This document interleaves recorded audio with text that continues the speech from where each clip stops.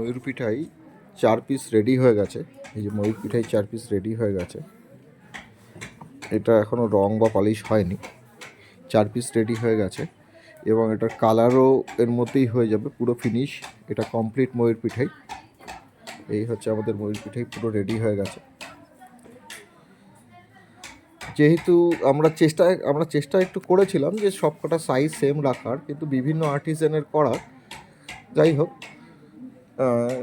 4টে ময়ূর পিঠাই রেডি হয়ে গেছে। এটা কিন্তু খুব রেয়ার একটা প্রোডাক্ট, কারণ ময়ূর পিঠাই খুব কম পাওয়া যায়, কিন্তু এটা ভীষণ প্রয়োজনীয় একটা জিনিস।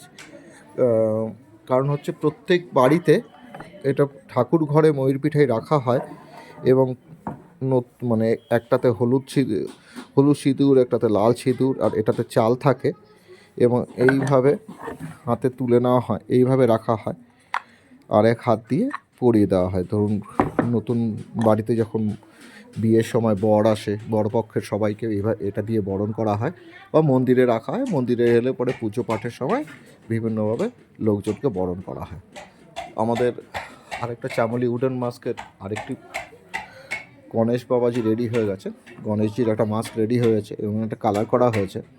এবং অন্যান্য যে মাস্কগুলো কিছু কালার করা হচ্ছে না, কিছু শুধু পালিশ করে রাখা হচ্ছে। যেমন এটা অক্ষয় বানিয়েছে, এটা হচ্ছে হনুমানজির মাস্ক। এগুলো কিন্তু সব অর্নামেন্টেড মানে ঘর সাজানোর জন্য। কারণ যে মাস্কগুলো ডান্সে ইউজ করা হয় সেগুলো সব চোখের নিচে ফুটো থাকে এবং কানের ওখানটায় দুটো ফুটো থাকে। ধনঞ্জয়জির ইন্টারভিউ করেছিলাম, ওটাতে উনি বলেছেন, আপনারা শুনে থাকবেন। ধন্যবাদ।